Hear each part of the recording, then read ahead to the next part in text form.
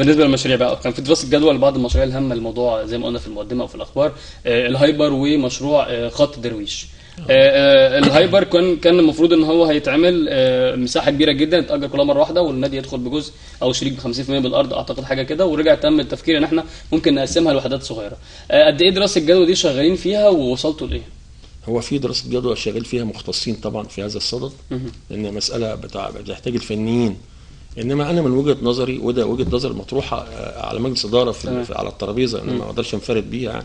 انا بقول بدل الكلام دون، احنا وجهه نظري انا نيجي نعمل مزايده علنيه ونجيب شركات ونعمل حق استغلال او حق انتفاع، والنادي ياخد نسبه معينه سنويا تبقى مورد ثابت ليه، بدل ما نخش في وجع الدماغ والمشاكل والبنى والانشاءات مالناش دعوه بده. لكن هتحتاج اموال ضخمه جدا جدا جدا جدا. واحنا يعني الفريق الاول ده يعني محتاج مجلس اداره لوحده. يعني الفريق الاول لكره القدم هو الشاغل الاساسي لمجلس اداره. ليه؟ لان انت عارف الاسماعيليه كلها، الاسماعيليه بتفطر كوره وبتتغدى كوره وبتتعشى كوره، وجميع يعني انا راجل محامي اهو ومهتم جدا بالكوره، وحضرتك مهتم بالكوره، والدكتور مهتم بالكوره. الكوره بتمثل عامل اساسي جدا في الاسماعيليه. فحضرتك يعني من رايك نشيل الهيدك ده من على راسنا ونديه لحد؟ ده وجهه نظر، انما انا ما اعرفش وجهه نظر زملائي. لما تم طرحها كان رد الفعل لسه ما طرحتهاش. لسه لما هطرحها ان شاء الله. طيب يعني ده ممكن يحصل ويبقى الموضوع اتغير شكله، لكن احنا يعني حضرتك بتقول ان هو يبقى عندنا مورد ثابت عن طريق البيع حق الانتفاع، ومالناش دعوه باي حاجه بتحصل. ممكن الاقتراح يقابل بالرفض، وممكن يقابل يعني لسه هنطرحها على المجلس ونشوف قرار المجلس. الا احنا ما عندناش قرارات فرديه، احنا قراراتنا كلها بالاجماع في المجلس. اكيد طبعا. طيب الحاجه الثانيه اللي بنتكلم فيها لتنميه الموارد هو خط الدرويش. يمكن دي فكره كانت هايله، حيينا عليها العميد ابو سعود لما قالها لنا في الحلقه اللي كانت قبل الانتخابات على طول. وصلتوا فيه لايه ومدى الاقبال عليه عامل ازاي؟ هو الاقبال عليه كويس جدا، لان طبعا تم الحجز من الناس. هي مش حكايه حجز، هو استماره حضرتك بتملاها، استماره تفويض، وبتقول فيها رقم تليفونك، والخط ده هيبقى مجانا للمواطن. ولما ترسي على الشركه اللي احنا دلوقتي شغالين مع الموبينيل واتصالات وفودافون، مع 3 شركات الشركه اللي هي هيبقى فيها برضه هيبقى فيه اقتراحات معاهم، مفاوضات معاها، ان يبقى الخط بتاعك نفس الرقم هو بس متحول على الشركه اللي نوصل لها، وانت هتاخد الرقم ببلاش. يعني حتى لو مش عايز الرقم خط الدرويش ببلاش وعايز تاخد رقمك الاصلي هتاخده انت. النادي هيخش له من نسبه مكالماتك انت، هياخد نسبه من الشركه، ودي برضه هتوفر مورد. طب انا بس عايز اسال سؤال صغير، هو الافيد للنادي ان انا احول الخط بتاعي يبقى هو خط الدرويش بنفس رقمي، ولا ان انا اشتري خط جديد من النادي؟ ما تفرقش الاثنين، لان النادي هيدولك مجانا. يعني مش فرق مع النادي في حاجه، سواء ده او ده ما تفرقش. هتفرق في ان انا لو ده خطي فانا اوريدي انا بستخدمه، فكده كده بالنسبه لك انت مضمون. بالنسبه للنادي العائد بتاع النادي، لكن انا ممكن اخد خط من النادي وما شغلوش فالنادي ما دخلوش حاجه.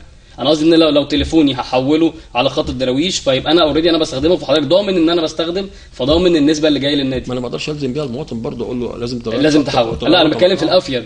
الافيد طبعا ان يبقى خط حضرتك. تمام. طيب يعني احنا ممكن كان في برضه تصريحات العميد ابو سعود الفتره اللي فاتت ان النادي الاسماعيلي ممكن تنتظروه في الدوري من المركز الاول للمركز السادس، وما تنتظروش يعني ممكن يبقى السادس، ممكن يبقى ثالث رابع خامس.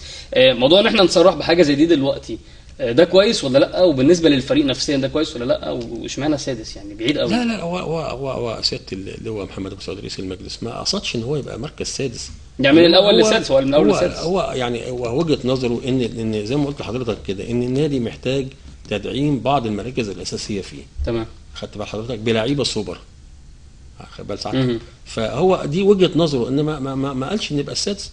ما ممكن ربنا يسهل برضه وتبقى في المربع الذهبي، انما الواقع بيفرض عليك انك انت باذن الله في شهر يناير لما تعمل صفقه او صفقتين فيما يتعلق بلعيبه سوبر، يبقى اصبح انت بتنافس على مركز متقدم وعلى بطوله ان شاء الله. يعني انا بس يمكن احنا شايفين لقطات من مباراه الاسماعيلي والمنصوره الاخيره الوديه. انا استاذ احمد يمكن لما سمعت الكلام ده عجبني. ممكن يعني الناس تفهم غلط ان انا عجبني في حاجه، انا عجبني في الواقعيه بتاعته.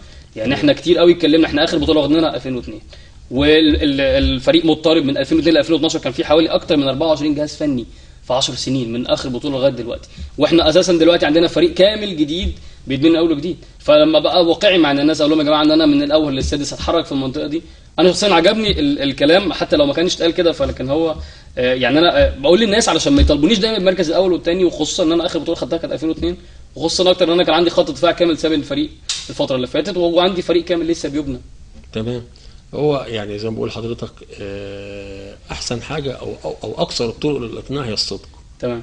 النهارده انت الفريق بتاعك زي ما بتقول حضرتك كده، الاعمده الاساسيه كلها مش موجوده او معظمها مش موجوده. يعني انا واحد من الناس سعدت جدا لما عرفت ان الدوري العام اتاجل، واتمنى انه يتاجل تاني شهر او اتنين. هتقول لي دي حضرتك، اقول لك عشان اقدر اعيد ملفاتي وارتب بيتي من جديد وارتب اوراق الفريق الاول من جديد، ويبقى لان خلينا واقعيين، شهر العسل اذا لا قدر الله في نتائج سيئه للفريق الاول لكره القدم في النادي الاسماعيلي، شهر العسل بتاع مجلس الاداره ده مع جماهير الاسماعيليه هينتهي. لان الجمهور في الاول وفي الاخر في رد فعل سلبي سريع، يهمه النادي يكسب، ملوش دعوه.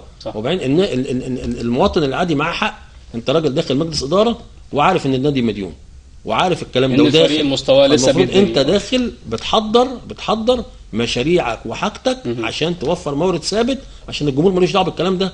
الجمهور عايز الفرقه تنزل تكسب ويفرح، لان هي الكوره هي الحاجه الوحيده اللي بترسم البسمه على شفاه جماهير الاسماعيليه. طب ما يمكن علشان كده، علشان شهر العسل ما يبقاش بايظ مع الجماهير، العميد ابو السعود قال ان ما يخلونا نتحرك من الاول للسادس. يمكن هو بيأمن نفسه مع الجماهير بتصريح زي ده.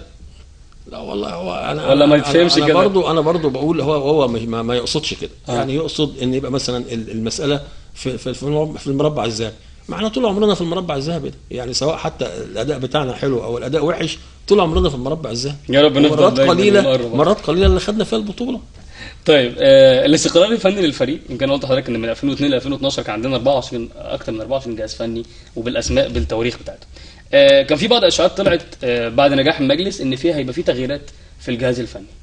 صحه الكلام ده ايه، ولا الموضوع ده اتطرح ولا ما اتطرحش خالص؟ الكلام ده ملوش اساس بالصحه خالص، واحنا جددنا الثقه في الجهاز الفني في مجلس الاداره واخدنا قرار بالكلام دون.